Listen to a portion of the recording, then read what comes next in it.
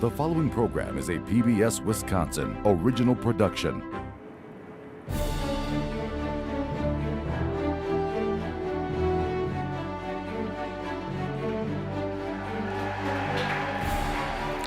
Welcome to Wisconsin Public Media's coverage of Governor Tony Evers' 8th and final State of the State address.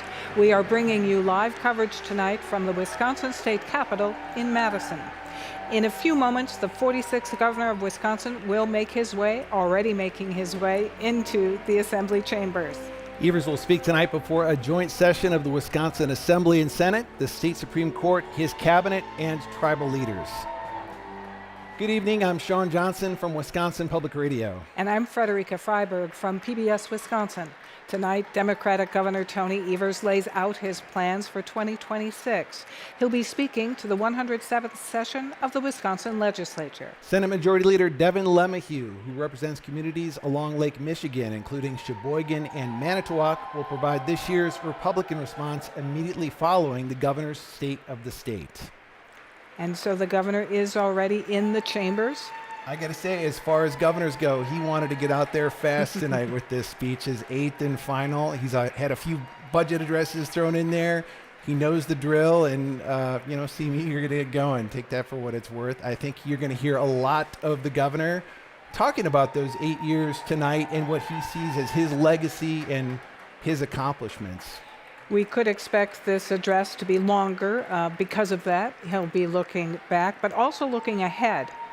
He wants the legislature to get to work on some of his priorities for the remainder of 2026. Yeah, we already know he's going to send them a little hint that they should stick around and keep working on priorities that they can all support. We also know that the State Assembly is tentatively scheduled to adjourn for the year this week. So they have different plans on how 2026 is going to go. But still potential for some big deals on property taxes and school funding. We'll see if the governor gets at those tonight. Let's go to Governor Tony Evers.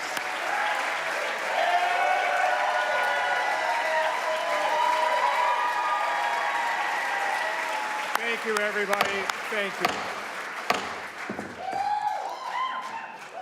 At this time, it is my honor to introduce the governor of the great state of Wisconsin, the Honorable Tony Evers. Thank you.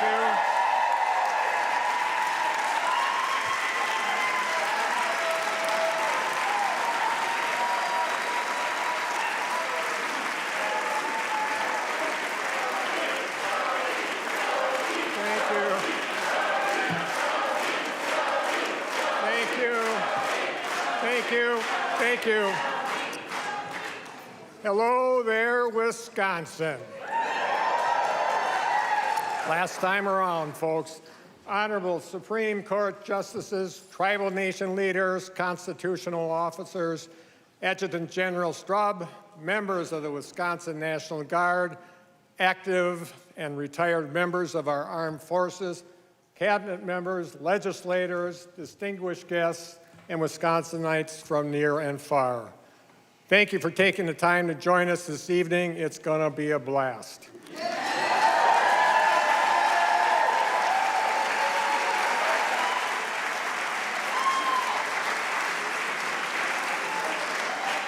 So I'm Tony Evers, and I'm honored to be the 46th governor of the great state of Wisconsin as I deliver my 8th and final State of the State address to you tonight. It's true.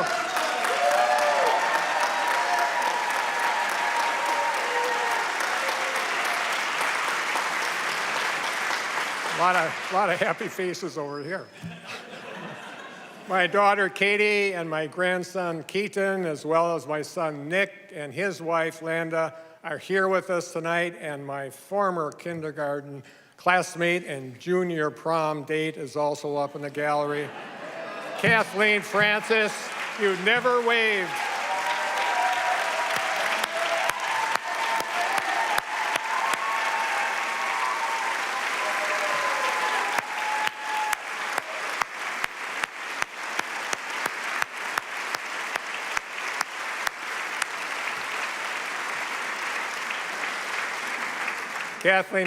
Kathleen Francis, you've never waved through all the ups and downs of my 50 years of public service. You're a saint. Thank you for being a saint. Before we begin tonight, Wisconsin, today is an election day. If you haven't voted yet in the spring primary, there's still time to get registered and vote. And the good news is, if you go right now to participate in our democracy, you can still catch my full speech afterward on Facebook, YouTube, and probably whatever else kids get their news these days. Polls are open to 8 p.m., so go to myvote.wi.gov, find your place of polling, then grab your photo ID and proof of residence if you need to register, and get out to vote.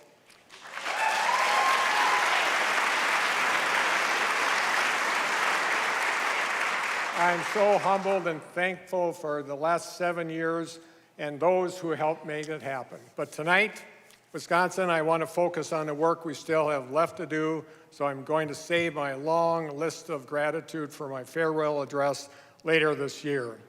And no, legislators, that doesn't mean my speech got any shorter. In fact, I think it's probably longer. Sorry. I know many lawmakers are antsy to end the legislative session and pack up to get back on the campaign trail. By the way, if anybody's running that wants advice from someone who won 5 statewide elections, right here, right here. Folks, I know many of you are up for the election, but here's the deal. After years of delivering historic bipartisan wins for our state, Wisconsinites have high expectations for the work we can do together over the next 10 months, and they should. Just look at what we've accomplished over the last 7 years. My vetoes are often the focus of news coverage and even political criticism. I know Republicans get upset when I use my veto pen to do good things for kids in schools, for example.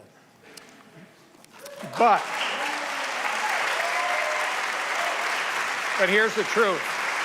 Here's the truth. The truth is I've signed over 800 bills as governor, and more than 97% of those bills signed passed with bipartisan support. How about that?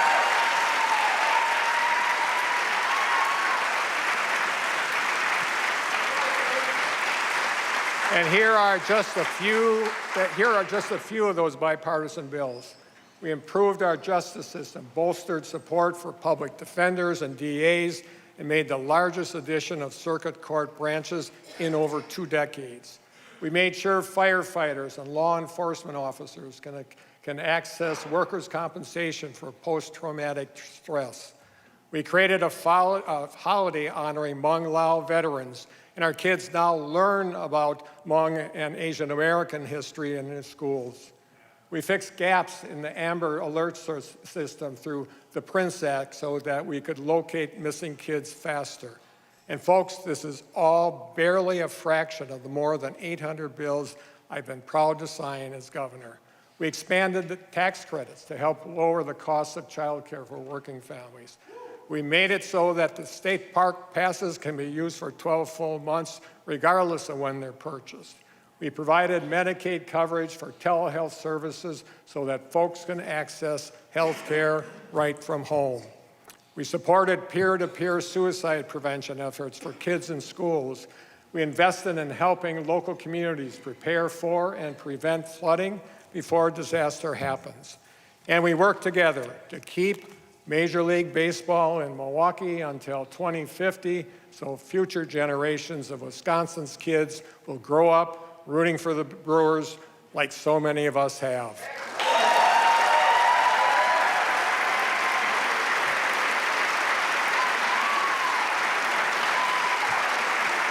Good work, good work, good work.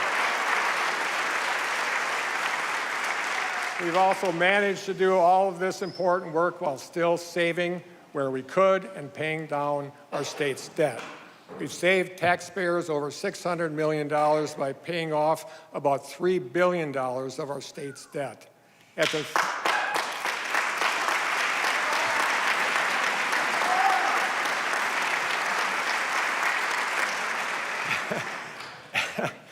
After, excuse me. Thank you. After 30 consecutive years of our state's checking account running a deficit, we've ended every full fiscal year. I've been governor with a positive balance. How about that?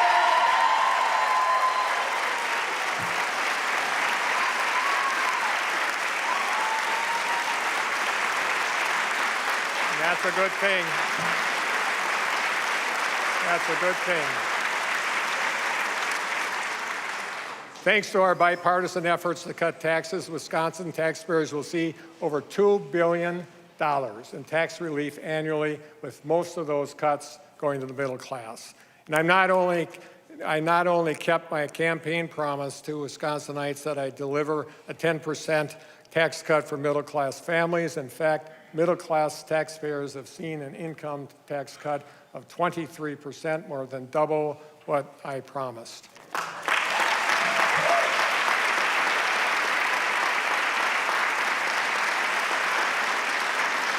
Wisconsinites, you're keeping more of your hard-earned money today than at any point in the last 50 years. How about that?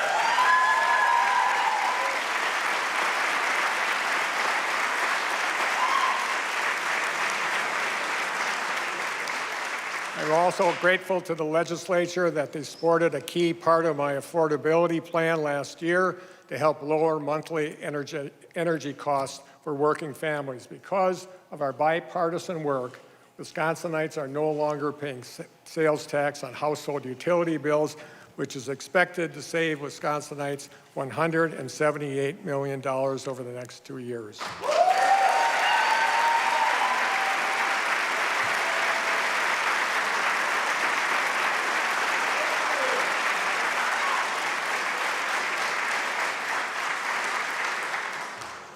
Not only are Wisconsinites keeping more of their hard-earned money, Wisconsinites are making more money too.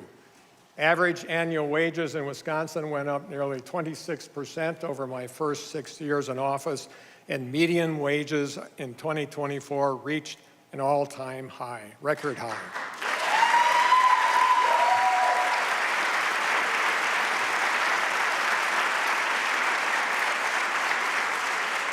Giving working families a little more breathing room in their household budgets is something we've worked on together over the last 7 years. I'm hoping we can continue building on those efforts this session, including reaching bipartisan agreement on a plan to get meaningful resources to our K-12 schools and provide property tax relief at the same time. And it must balance these important obligations a heck of a lot better than the plan Republican leaders sent me this week.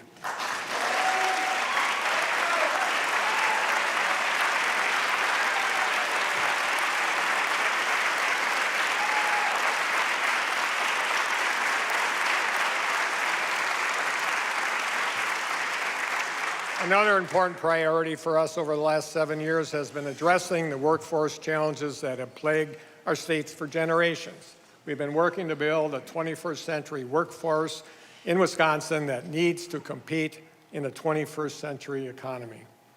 We've reduced barriers to joining our workforce by investing, in child care slots for working parents and making sure that they can get to and from work. We're helping over 127,000 Wisconsin workers get career and skills training thanks to investments I directed. Wisconsin's seen record high employment and record low unemployment. And we've had the highest ever enrollment in our registered and apprenticeship programs ever in state's history for several years in a row.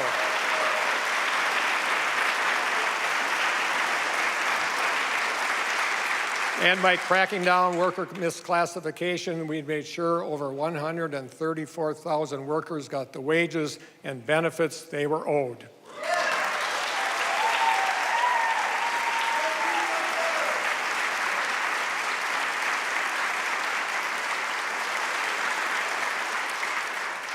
A key part of our work to support working families, strengthen our communities, and grow our state's workforce has been ensuring folks have the housing they need in the communities they work in. It's about connecting the dots, and expanding access to affordable housing is an issue I hear about almost everywhere I go in Wisconsin. We work together to pass the largest state investment in workhouse housing in Wisconsin's history, and my administration has supported over 30,000 new housing units across the state.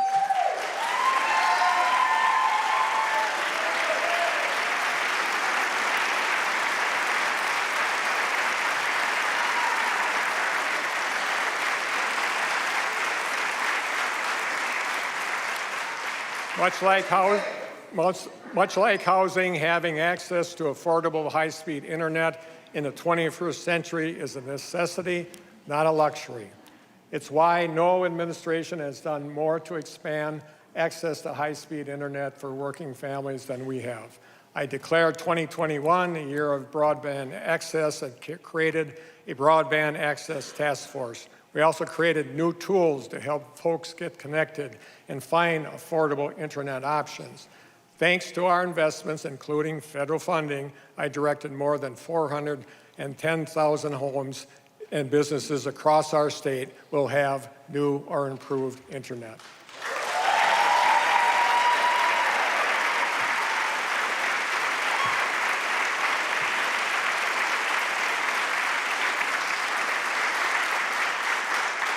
Supporting our farmers and their families and our state's agricultural industries have always been part of our work over the last seven years. I created the Blue Ribbon Commission on Rural Prosperity and the Office of Rural Prosperity. And we worked together to create the Wisconsin Initiative for Agricultural Exports to increase dairy, meat, crop, and other products exports by 25%. Today, Wisconsin is well on the way to become a top 10 state for agricultural exports after being ranked 13th just a few years ago.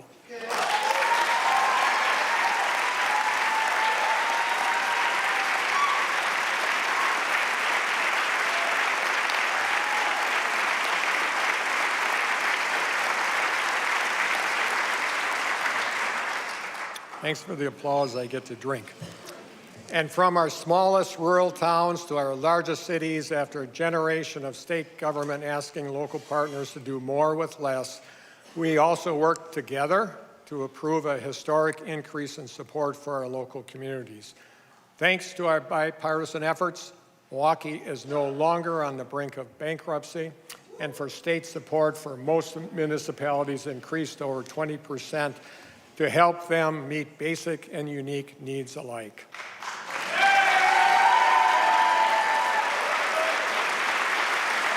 Good. That's a good thing. We're also making sure the state helps support local communities by investing in infrastructure needs across Wisconsin that long have been neglected.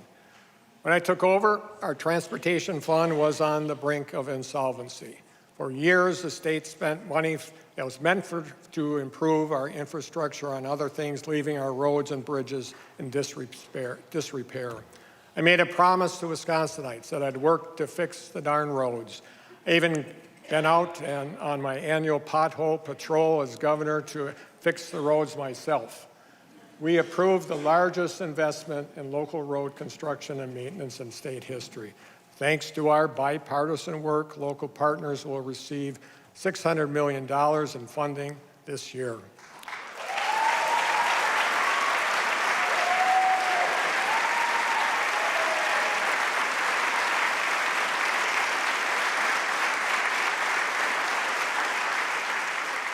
Together, we also created a new agricultural roads program with bipartisan support to make sure our farmers and producers can get their product to market safely and efficiently by improving local road infrastructure across our state. It's already supporting over 90 projects across 48 counties to help improve and repair roads that our farmers, agricultural industries, and rural communities depend on.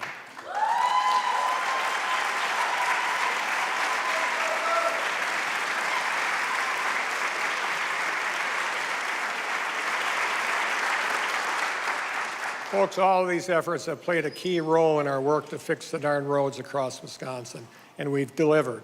Thanks to our work together, my administration has been able to improve or repair over 9,600 miles of roads and over 2,400 bridges across our state.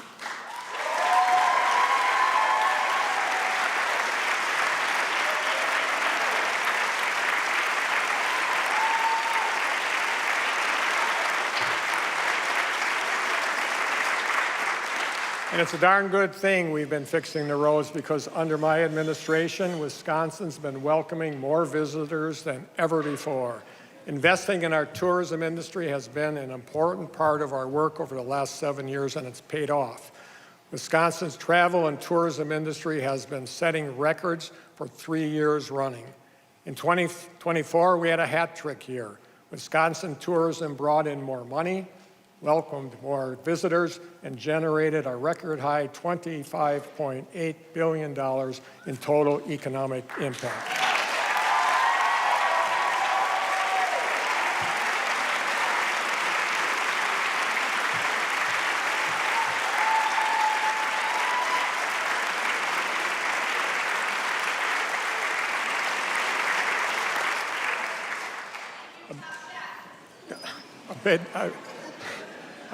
A big driver of our tourism industry's success is our Wisconsin's outdoor recreation economy. Biking and hiking, camping and canoeing, fishing and hunting, snowmobiling and skiing, you name it. Outdoor recreation is part of our DNA as Wisconsinites. It's also become an $11 billion industry that drives and supports local jobs and economies across our state. I propose creating our state's ever first Office of Outdoor Recreation, and we work together to get it done so that Wisconsin now has a dedicated office to support this critical economic industry.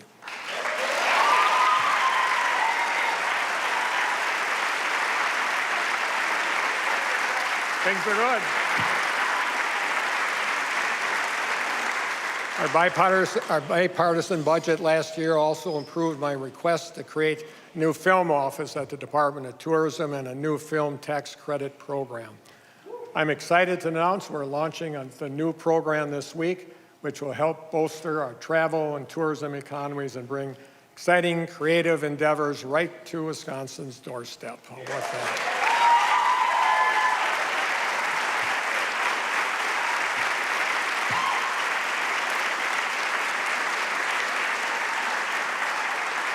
Folks, we've gotten a lot done for Wisconsin over the last 7 years. Our work during the Year of the Kid is another good example. From teaching science in Baraboo to getting the scoop from students on Smoker's Corner as principal in Toma, to the decade I spent as state superintendent, to becoming your governor, I've devoted most of my life to doing what's best for our kids. After watching a Republican governor and legislature, shred my education budgets as state superintendent, I knew we could do more and better for our kids.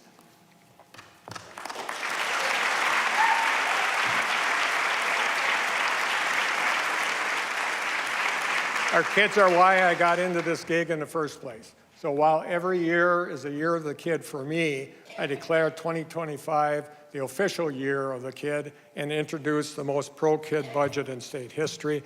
And then we went to work. When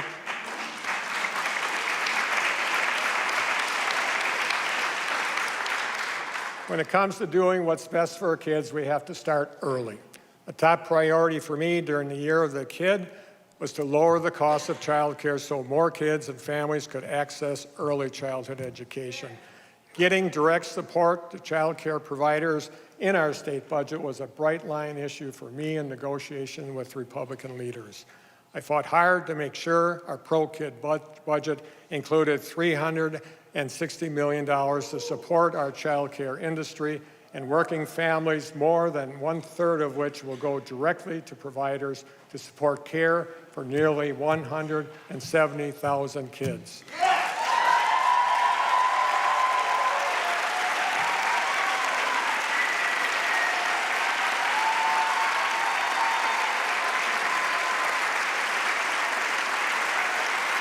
Thank you.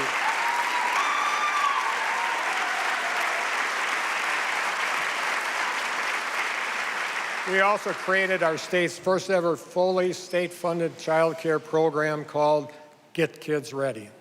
Get Kids Ready is a new first-of-its-kind program in Wisconsin to help give four-year-olds a boost getting ready for kindergarten. So here's how it works.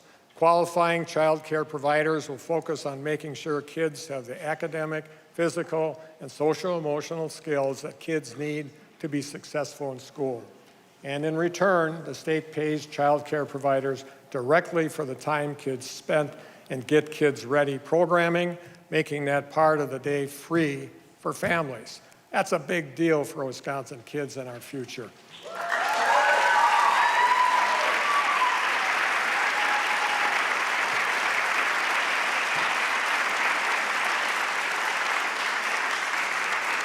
And I'm excited to announce tonight that nearly 1,400 providers have signaled that they're ready to be part of this program, an effort is projected to help as many as 24,000 kids across Wisconsin get a head start on their education in just the first year. How about that? Good work. Good work.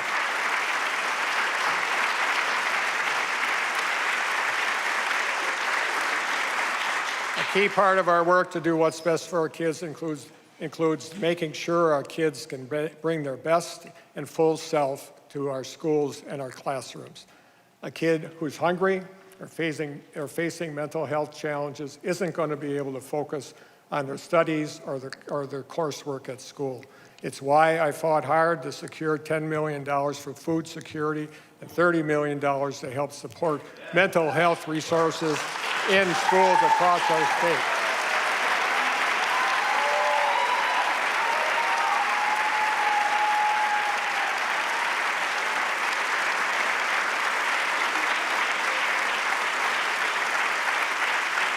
Thank you. When I delivered my State of the State address last year, I said I'd be asking the legislature to make meaningful investments in public education at every level, from early childhood to our universities. And I made sure that's exactly what our bipartisan budget did. Republican lawmakers who spent the better part of 2 decades waging war on higher education and the Wisconsin idea planned to cut our UW system by nearly $90 million, and that was a non-starter for me and many other people. I fought hard to make sure the final budget I signed included the largest increase for our University of Wisconsin system in nearly 20 years and over $1 billion for UW projects across our state.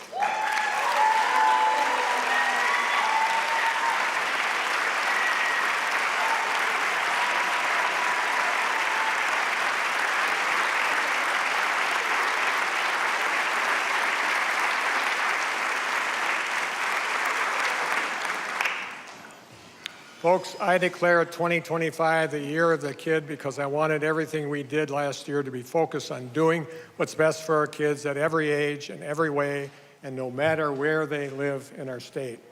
But Wisconsin, I've always promised to give you straight information here, and that's exactly what I'm going to do. So I want to talk about how our bipartisan budget delivers for our K-12 kids in schools. And I also want to talk about the ways that fell short and the work the legislature must do to make good on the bipartisan promise we made to our kids in the last budget. A decade of Republicans consistently failing to meaningfully invest in our kids and our K-12 schools has consequences. Wisconsinites have been going to referendum in high numbers in years, raising their own property taxes just to keep the school lights on. It started long before I became governor. I get Republicans want to blame my 400-year veto for property taxes going up. Why? Of course, it's politics, of course. Republicans running under fair maps need someone else to blame for failing to fund our schools at the levels I've asked them to for about 2 decades of my life. Here's the truth. Funding our schools is a responsibility that the state and local partners share. Local property taxes go up when the state fails to do its part to meet its obligation.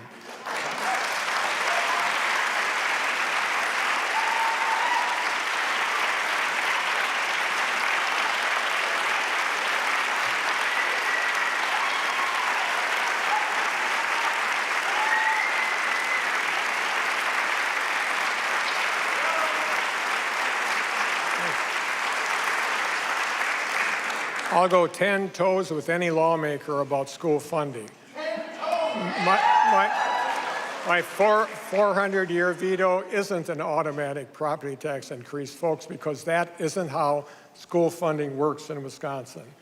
The legislature has rejected over $7 billion for K-12 schools that I requested over the last 4 state budgets. If lawmakers want to have an honest conversation about property taxes, start there.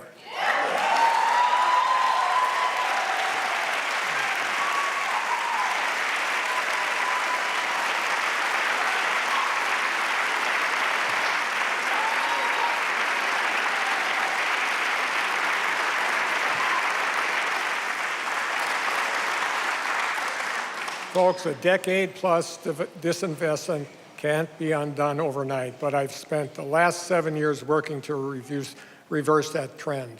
We secured an additional over $2.3 billion for our K-12 kids and schools in my budgets. I fought hard for nearly $1.4 billion in spendable revenue we approved in our bipartisan budget negotiations last year. That included a net categorical aid increase that was roughly 5 times larger than our previous historic budget. We also fought for and secured the largest increase in special education reimbursement rate in state's history. We raised the state's commitment to reimburse special education aid at 42% and 45% over 2 years. But, and there's a big but here, but here's the problem. The legislature refuses to set aside enough state money to actually meet those percentages. So in reality, DPI estimates the state's only reimbursing at a rate of about 35% instead, well short of the budget we negotiated. We have a constitutional obligation. We have a constitutional obligation to fund our schools in the state. Folks, the legislature must approve the level of funding necessary to meet the percentages our kids and our schools were promised in the last budget. Period.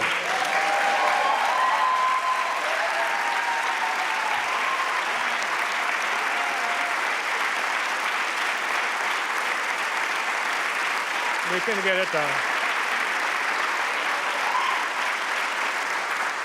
With all the successes that we've had over the last 7 years, Wisconsinites are eager for us to continue our progress. We can't afford for lawmakers to lose focus on the future we've been working hard to build together just because it's an election year. So I know the legislature would rather hit the road and take the rest of the year off, but I'm going to ask lawmakers to stick around until our work here is finished.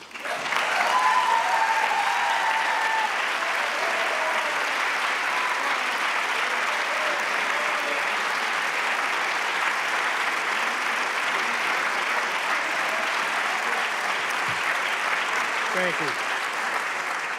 There's always more work we can do, folks. Let's start with public safety.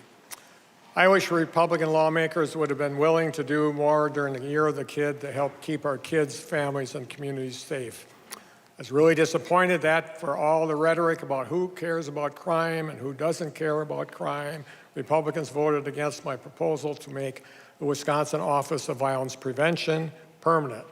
We could be doing so much more to address domestic and intimate partner violence, for example.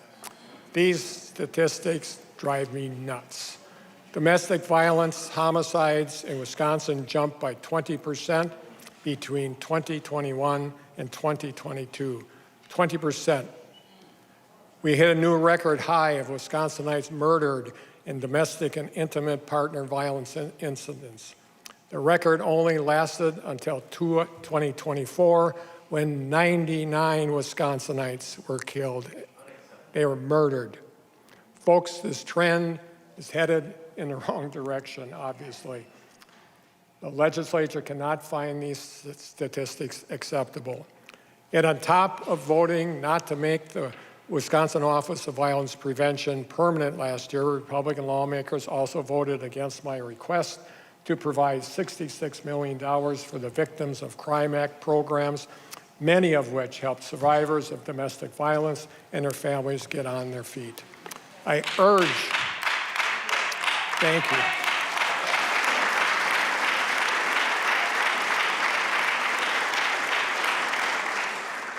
I urge the legislature to send bills to my desk to codify the Office of Violence Prevention and fund Victim of Crime Act programs.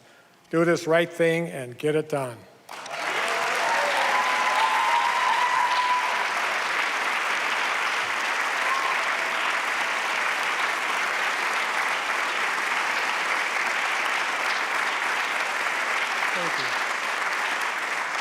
In the meantime, my administration and I will continue our work however we can to reduce crime and violence and help make kids and families safer. So one of the things I'm jazzed to announce tonight is that my administration will be partnering with our own Milwaukee Bucks on a public campaign to help combat domestic violence across Wisconsin. Go Bucks! Go Bucks!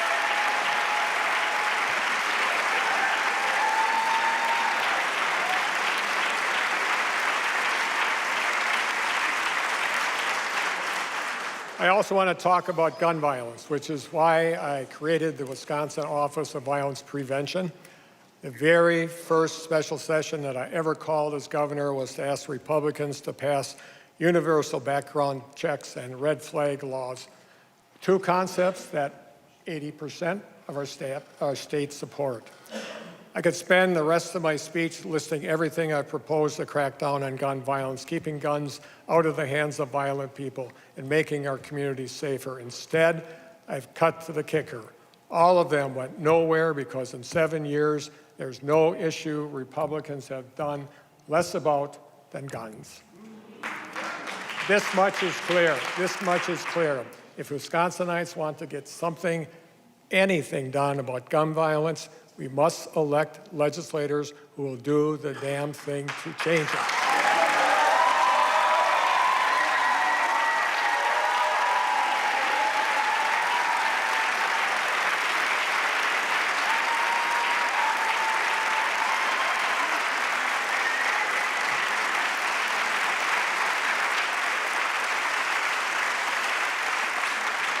I've also spent years urging Republican lawmakers to approve reasonable common sense policies to move Wisconsin's corrections, courts, and justice systems into the 21st century.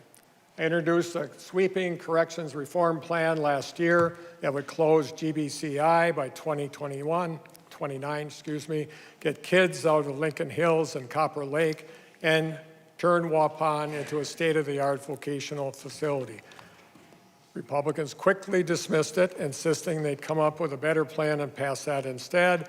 It's been over a year now, and I haven't seen one, neither enacting my plan nor propose a plan of their own. I'm still hopeful that we can work together to pass a bipartisan bill this year on a comprehensive corrections reform to set an achievable goal for GBCI to close, convert Lincoln Hills, and revamp Waupun. We also need to make sure the plan includes evidence-based efforts to stabilize our skyrocketing prison population and reduce likelihood that people will reoffend, making our communities safer and saving taxpayers on correction costs down the road. We don't need to ask taxpayers to pay for a brand new prison. That won't be done for a decade.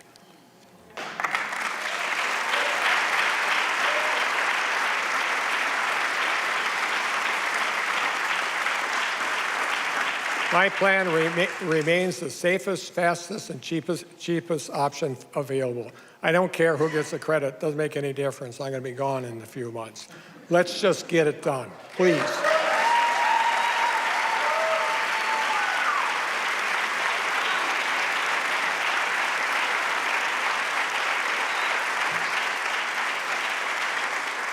In the meantime, I will continue to exercise my constitutional powers as governor to do what I can to improve community safety and change Wisconsin's justice system for the better. Before I took office, Wisconsin got an F in judicial diversity due to a lack of women and people of color on our bench. So it's important to me to appoint judges who are a reflection of the people of our state.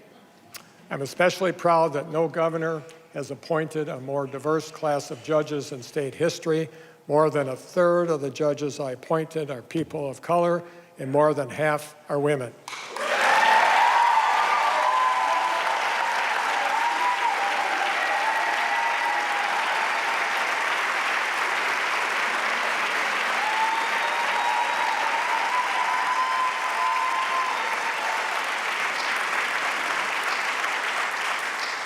I exercised my constitutional powers as governor to grant pardons for the first time in a generation.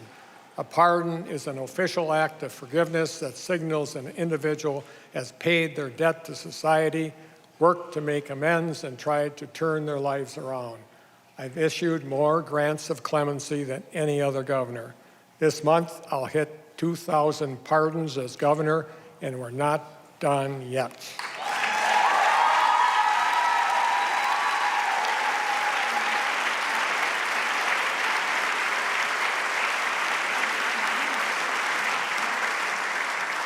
We also have important things to get done this year to clean up our water and protect our natural resources. We make a promise to our kids and grandkids that we'll leave them a better state and world than the one we inherited.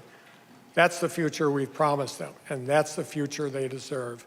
And my administration has worked to lead the way. For starters, science and the words climate change have returned to the Department of Natural Resources.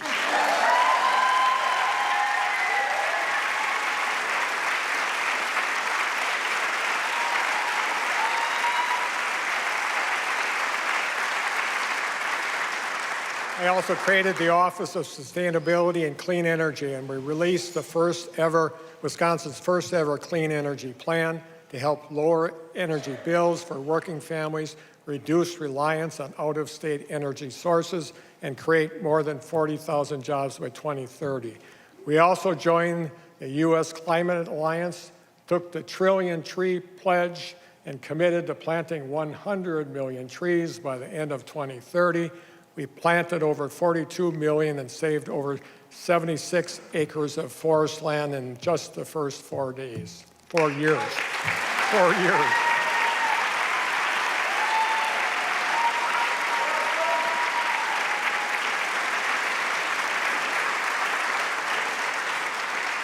We created a new Wild Rice Stewardship Council to help protect wild rice resources that are culturally significant, an important food source for indigenous communities.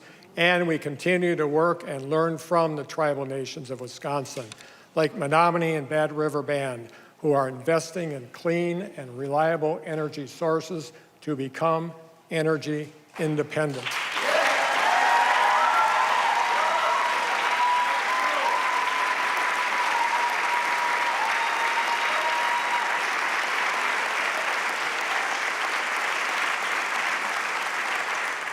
For years, the state has purchased renewable electricity certificates from Wisconsin utilities to power our state agencies. I want to make sure we continue to work towards our clean energy goals.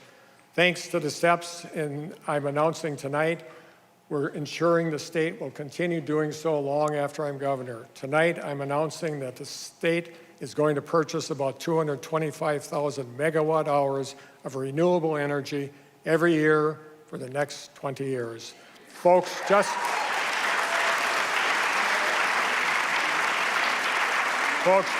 to put that in perspective, that's enough renewable energy to power more than 500,000 Wisconsin homes.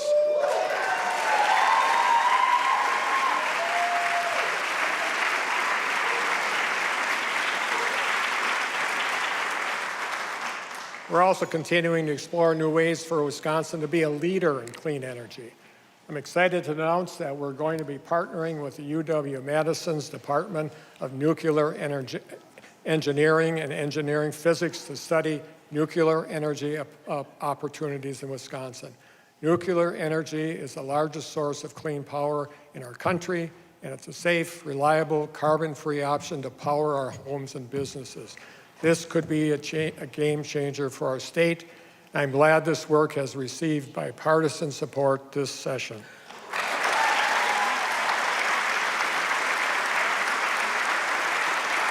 Thank you.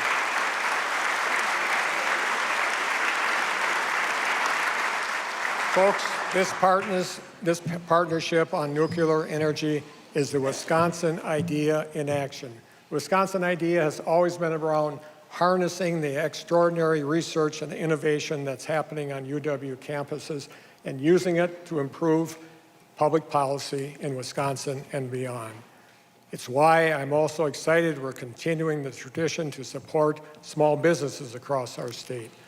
Our newly created Ignite Wisconsin program is going to make strategic investments to advance startups in our state, targeting sectors to boost our homegrown innovation. This includes connecting the dots to invest in the Wisconsin Fusion Energy Coalition, anchored by UW-Madison's fusion research, so Wisconsin becomes a national hub for commercializing fusion energy.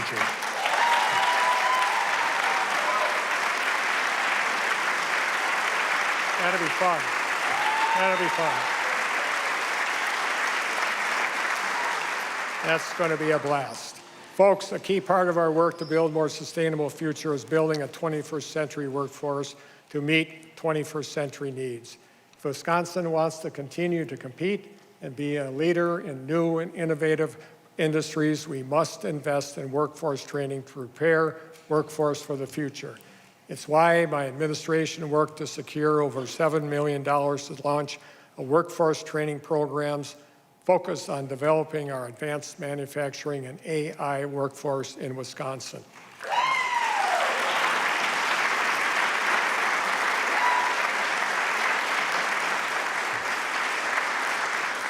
Folks, AI is here to stay.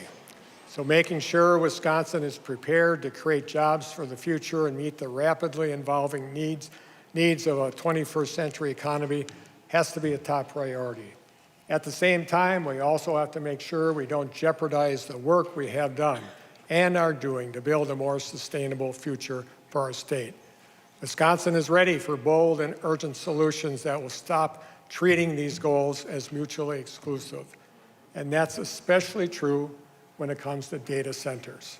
Ensuring our state is prepared for the 21st century does not mean abandoning all our state's history and traditions. We aren't, and we won't.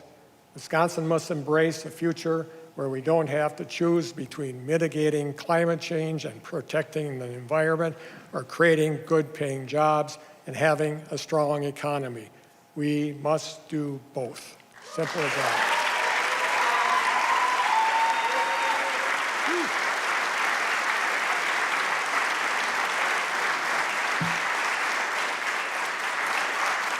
We also couldn't reach consensus during the state budget negotiations on a comprehensive plan to reauthorize the Knowles-Nelson Stewardship Program, the namesake of two Wisconsin conservation heroes. The Stewardship Program, which has been a proud part of Wisconsin's heritage for decades, is now set to expire at the end of June. Let's get a bipartisan bill done to reauthorize the Stewardship Program that both supports land acquisition and management of Wisconsin's valuable natural resources and public lands. We have to do this, folks. We have to.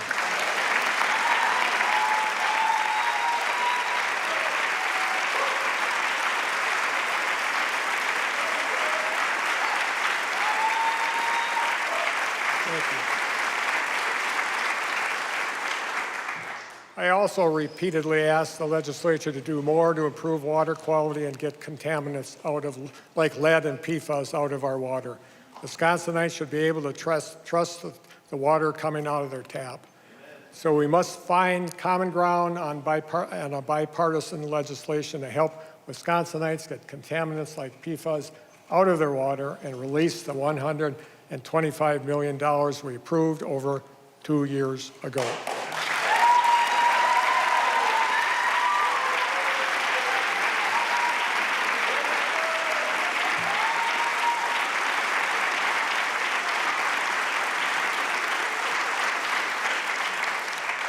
Now, we've gotten a lot done for Wisconsin over the last 7 years, but tonight I don't want to just want to reflect on our work together.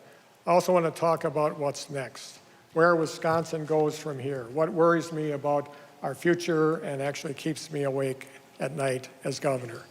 I'm worried about the impacts of reckless decisions being made in Washington and that these decisions will have disastrous consequences for Wisconsinites, taxpayers, and the state budget going forward.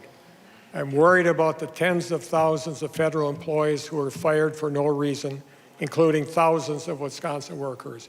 Many serve veterans and our farmers and agricultural industries. I'm worried about the people who suddenly found themselves without jobs due to no fault of their own. And I'm worried about Wisconsinites, especially our veterans and farmers, who depend on the services these folks are supposed to provide.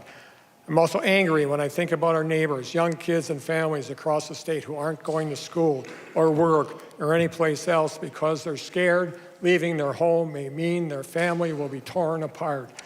I worry about our kids who are being traumatized by violence on social media, in the news, on our streets, and in our neighborhoods. And I worry about what all this means for America's dairyland, which has depended on the hard work of immigrants for generations.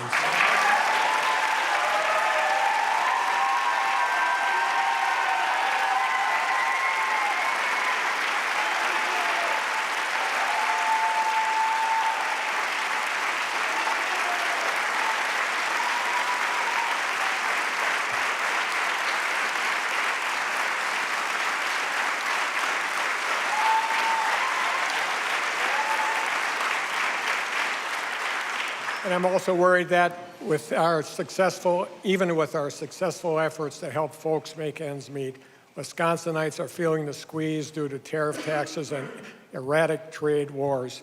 Prices are going up on things like school supplies, groceries, clothes, gas, more. Americans last year footed the bill for 96% of the costs from tariffs. I noted earlier that our state has seen historic economic success under my administration with all your help, which has seen a budget surplus and rainy day fund at record high levels. Based on what's coming, I worry how long that will last. I'm worried about the impacts of President Trump's so-called big, beautiful bill.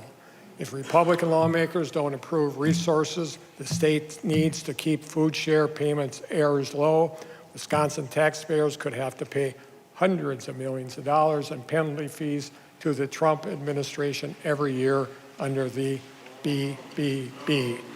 And let me be clear, on top of the more than $284 million we've already estimating Wisconsin taxpayers will have to pay in future budgets.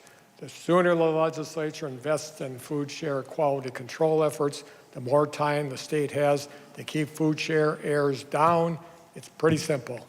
We can save Wisconsin taxpayers potentially hundreds of millions of dollars in penalty fees a year. We could have to pay the Trump administration if we don't.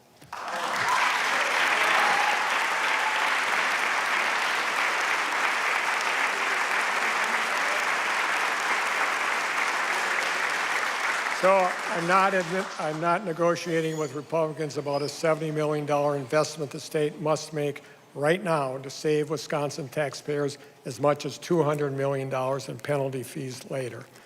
We've been asking for this for months, and it has to get done. If the legislature fails to provide the funding that is needed, Republicans will be able to blame the penalty fees that taxpayers will be forced to pay. It's not good. It's pretty simple. Let's get it done.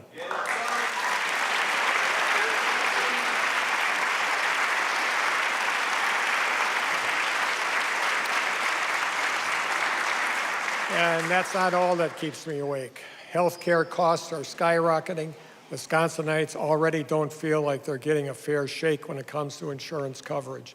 And now, because of the so-called big, beautiful bill, over 270,000 Wisconsinites will lose their health care because Republicans in Congress refuse to extend tax credits under the Affordable Care Act that make health care more affordable for millions of Americans. Many are going to be priced out. I talked to Kim, a small business owner in Green Bay, whose health care coverage went up 500% this year. Kim said she had enough money to pay for 1 month of health care coverage, and then she's going to go without. Wisconsinites across our state will be forced to do the same. Congress must fix the health care crisis they've created, or every member of Congress from Wisconsin and beyond who allowed this to happen should be held accountable at the ballot box.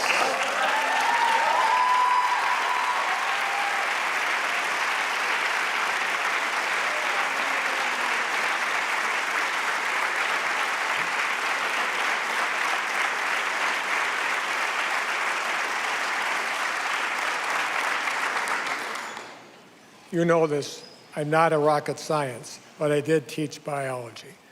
Maybe if we want to make Americans and Wisconsinites healthy again, making health care affordable and accessible would be a great place to start.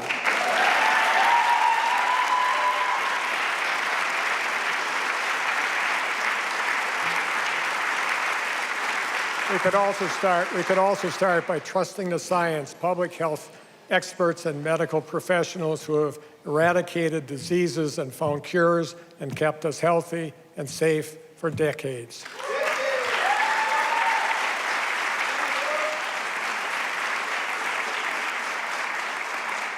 Folks, public health is not a partisan issue, and it isn't up for debate, and real lives are at stake if we fail to listen. It's why in the coming weeks I'll sign an executive order to have Wisconsin join the World Health Organization's Global Response Network.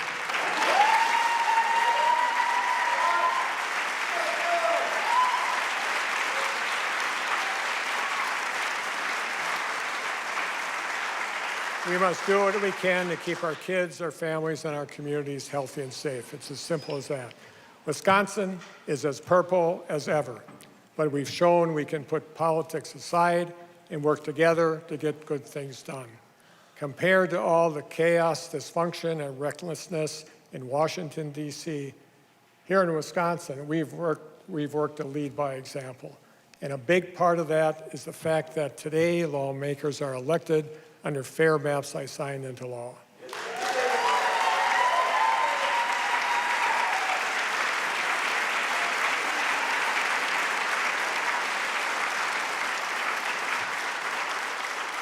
But here's the problem, Wisconsin. New maps are redrawn every 10 years. While we have fair maps today, we still don't have a nonpartisan redistricting process in place. That means there's no guarantee Wisconsinites still have fair maps after the next census. Wisconsinites and Americans across our country have watched the President of the United States put pressure on Republican legislators into adopting new maps that will benefit him. And as a result, Democratic legislators have been put in the unthinkable position to respond by trying to restore balance. It is crazy. Very few people in this country know what it means to live under some of the most politically gerrymandered maps in Wisconsin, but Wisconsinites do. And they know because they lived it, and we are not going back.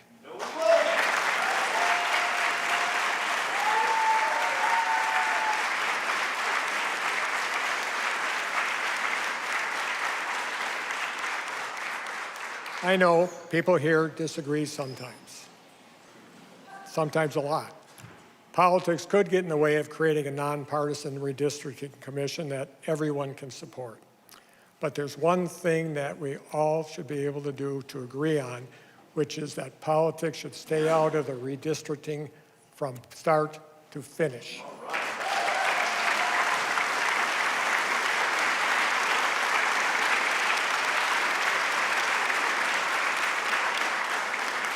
So tonight I'm announcing that I'll be calling a special session of the legislature this spring to take up a constitutional amendment to ban partisan gerrymandering once and for all in Wisconsin.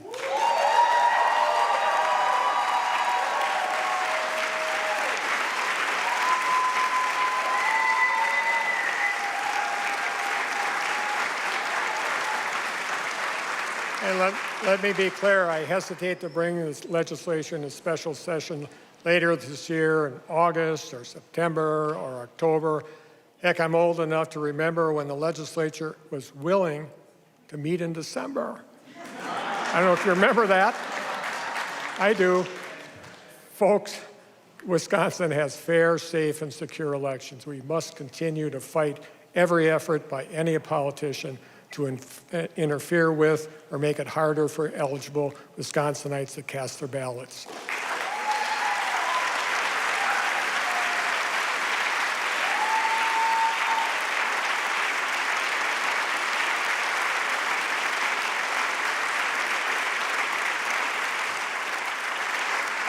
And a big part of the reason we have fair, safe, and secure elections is because of the amazing election officials and poll workers across our state.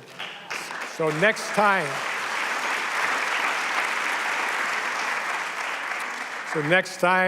like Kathy and I did today, you cast your ballot, and I hope you did today, thank the folks who's making it happen. Make them.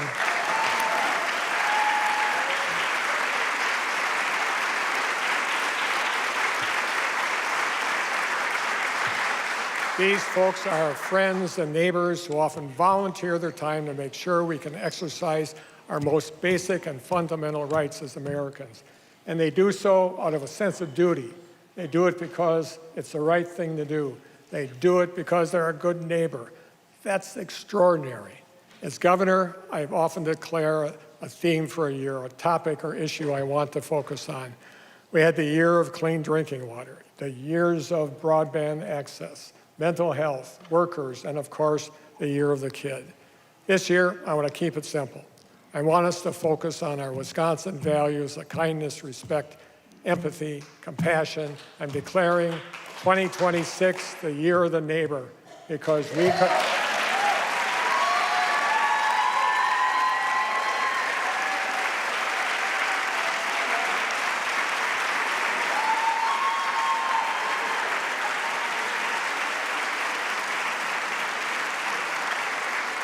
Get to know your neighbors, because we all could use a good neighbor and we could all be better neighbors. And we're going to spend the next year celebrating the neighbors who make Wisconsin a great place it is to call home.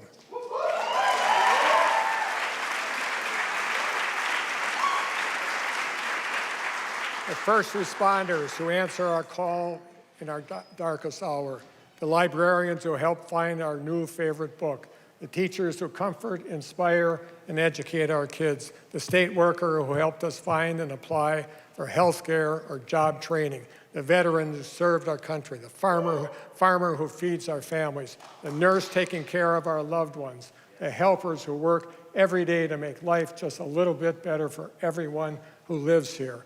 Wisconsinites are helpers by nature. It's in our DNA. When things are tough, we roll up our sleeves and get to work. We shovel a driveway or bake a casserole, and we show up for our neighbors because we know that whether it's unpredictable weather or the unpredictable nature of politics, we're all in this together.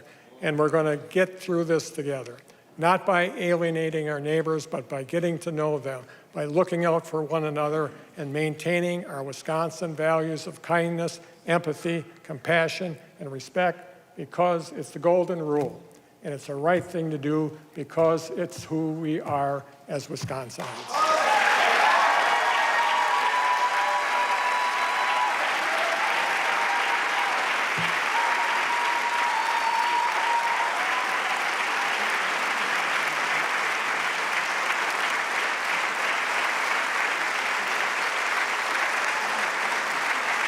Here we go, folks.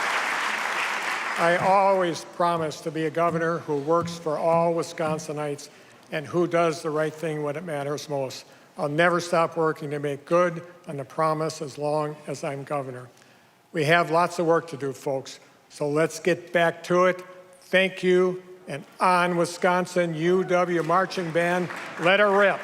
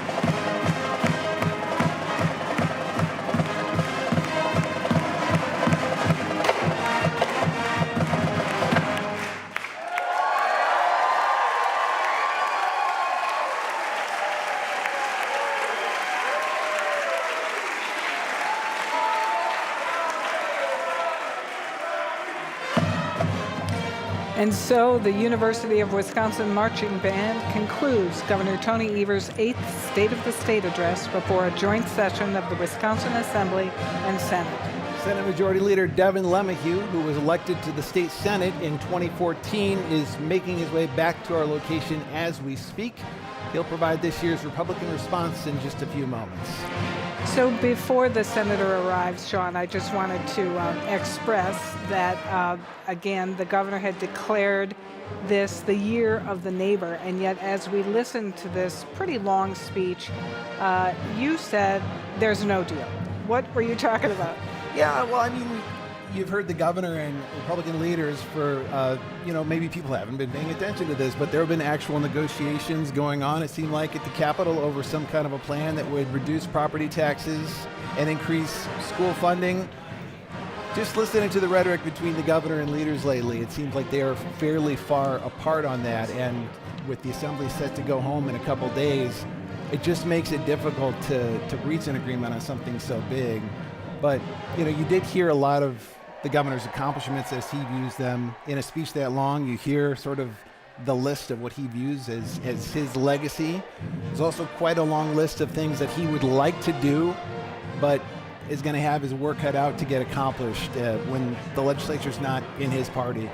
Because the governor has been talking about how one of his priorities is property tax relief, and of course the Republican majority would also like to see property tax relief. The plan that they are working on at times with the governor, at times with the majority itself, is something that the governor said is going to have to be a heck of a lot better than what Republican leaders sent him this week. He said that in his address. Yeah, I mean, you've got a couple factors that have driven up property taxes in Wisconsin, a few really, but a couple that they can kind of point to the other side with is that the governor did issue a veto that extended school revenue increases for 4 centuries, and that's something the Republicans have pointed to, 400-year veto. Mm-hmm. And in this last budget, Republicans didn't include any general school aid, which would offset property taxes. So those factors working together, and you have some of the largest school property taxes we've seen in 3 decades. Just kind of an open question at this point about whether or not they'll be able to address that before they go home for the year. Senate Majority Leader Devin LeMahieu leads the Republican-controlled state Senate. He's held this position in leadership since 2021. Here is Senator LeMahieu with tonight's Republican response. Good evening, everyone. The state of our state is strong, but not for the reasons you heard earlier tonight. The state of our state is strong in spite of the governor, not because of him. Thanks to strong Republican majorities here in the legislature, Wisconsin families have only seen one example of what state government could look like with full Democrat control. Governor Evers' disastrous 400-year veto that is driving property taxes through the roof. If the Democrats were in charge in Madison, Wisconsin would be a very different place. Jobs would flee to other states after they repeal the manufacturers and agricultural tax credit. Our increasingly mobile workforce would leave for states with lower income tax rates. And popular reforms like voter ID and the REINS Act would have been repealed long time ago. Thankfully, that's not reality. And thanks to our state legislature, the state of our state is strong. Since 2011, we've cut your taxes by a cumulative $42 billion. That's more than $7,500 for each person in Wisconsin that they have left in their pockets to address rising costs. Even after these historic tax cuts, the state continues to have strong surpluses. Right now, Wisconsin has a projected $2.5 billion surplus. Tax cuts are an important way the state government can do what's best for Wisconsin families, but we also need to invest in core priorities like healthcare, education, and transportation. Earlier this session, the Senate passed 2 important bills that will increase access to affordable healthcare. The first proposal extends Medicaid eligibility for postpartum mothers from 60 days to a full year after giving birth. The second ensures insurance coverage for supplemental breast cancer screenings for women with heightened cancer risks. That's on top of the $7.8 billion increase for state budget provided our healthcare system, including support for hospitals, long-term care, and mental health facilities. Those investments won't solve every challenge facing our healthcare system, but they'll make a meaningful impact across our state. For schools, the bipartisan biennial budget provided record high funding, including the largest in-state support for special education. Roads are a critical part of Wisconsin manufacturing, agriculture, and tourism. So we invested more than $1 billion in transportation, including $303 million for local roads and bridges. Tonight, Wisconsin stands at a crossroads. As families across the state feel the impact of rising costs, the state government has a $2.5 billion surplus. You know what? Let me repeat that. As you and your families are struggling to pay for groceries, housing, utilities, the state government has $2.5 billion of your money just sitting here in Madison. We want to give that money back to you. Speaker Voss and I sent a proposal to Governor Evers to return a portion of the surplus to taxpayers through a $1,000 rebate check. This would come on top of the $1.5 billion in tax cuts for the middle class and retirees we already passed last summer. Our plan would use the remaining surplus to strengthen our commitment to special education above what we promised in the budget and dedicate $500 million to limit the property tax impact of the governor's 400-year veto. You know, I love Wisconsin. I've chosen to live here most of my life. I've owned a small business for 20 years. I want to make Wisconsin even stronger. We can make our state stronger by lowering property taxes, supporting schools, and returning the surplus to the people who created it, you, the taxpayers.